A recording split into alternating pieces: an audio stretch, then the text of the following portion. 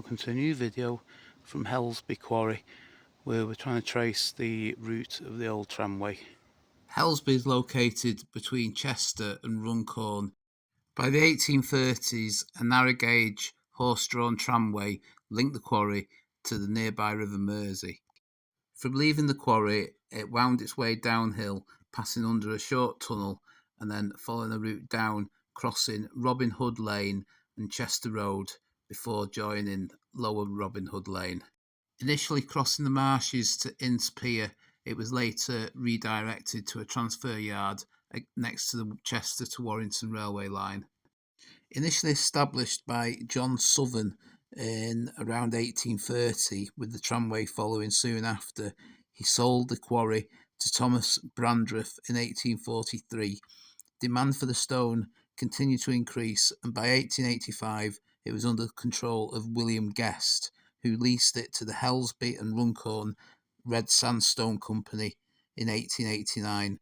The quarry continued to operate until the 1920s, and it was later used for landfill, being reclaimed by 1998.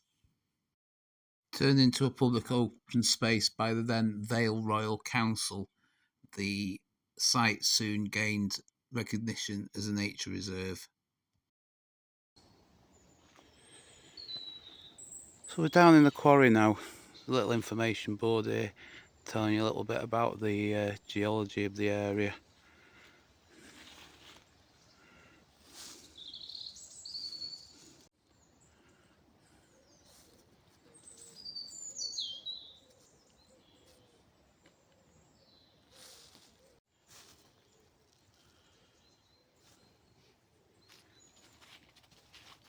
One interesting feature is this known as the wall, which is viewed through a wire mesh fence, obviously deemed unsafe to go any closer. There's a number of information boards around the site talking about the geology as well as the history of the quarry. So I'll put some of them at the end of the video if you want to have a look through them. The purpose of this video is to retrace the old tramway and have a look for any relics that remain today. So just before the start of the trap bed, which is down there, got another area that's clearly been quarried at one time. So I believe the trap bed started somewhere in this area, although the geology of the land, the levels have changed over time because it was used as a landfill site at one point. But the trap bed does run literally straight ahead of us. The tunnel, I believe, is just down there, just around the corner. Just looking down on the trap bed now, we've got this small retaining wall here. The tunnel is just around this corner coming up.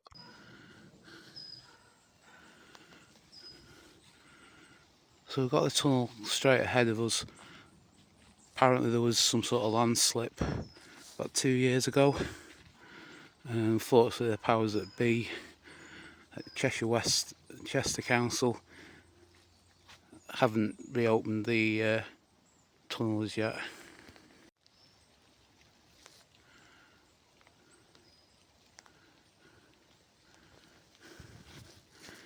These are actually reminiscent of canal lock gates.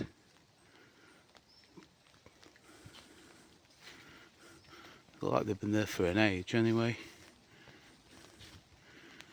So unfortunately the tunnel's, like I said, still shut.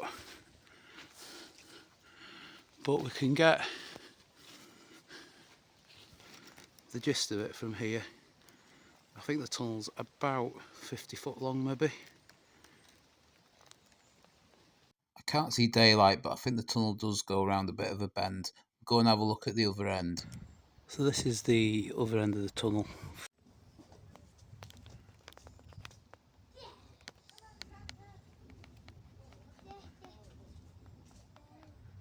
So we're having to strain around the side of the barrier, but we can actually see daylight now from the other end. The trap bed followed on down this lane, down towards Helsby village.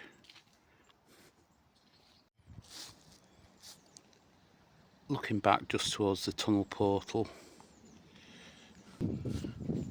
So we're on the track bed. It's this little lane now. You can see the stone surface that we've got now, so I don't know if that dates from the time of the tram or whether that's just since it's been made a road. We're now coming up to Robin Hood Lane. So at Robin Hood Lane, that's just a look up the track bed back towards the quarry. The tramway crossed the road here. Now looking at the size of this house, the tramway must have predated the house because it ran roughly where that car is, ran around the back of where that house is now. Again, you can see from the depth of them cottages there, they obviously came after the tramway. The tramway went to the back of them, at the back of that garage. So where the stone cottages are there, the tramway ran at the back of them, would have come through what's now these gardens, and I think it ran alongside this road. We've got the main, I think it's Chester Road here at the bottom, where it crossed towards, heading off towards the railway line. Just up there is where we trace the tramway behind the cottages. Now on lower Robin Hood Lane, and the tramway seems to have run maybe parallel with this road down in the direction of the railway line. So just going down lower Robin Hood Lane, the tramway ran alongside this road for some distance and then along the side of the road, unless the road's been realigned. It went down to a point where we can see the house at the bottom before turning right. Originally, it did continue on to Ince Pier on the banks of the Mersey, but it was later realigned to run alongside the railway line and towards the station. And I think there might have been some sidings where the stone would have been transferred to the standard gauge trains. Going down to the bottom here, we've got Sherwood Grove on the right. This appears to have been built on the new alignment or on the transfer sidings next to the railway line. The sidings probably opened in the late 1880s with the tramway out of use by the 1920s. So I hope you've enjoyed this look at the Helsby Quarry tramway. If you have, please give it a like or a hype and subscribe to the channel. Thanks for watching, and I'll see you on the next video.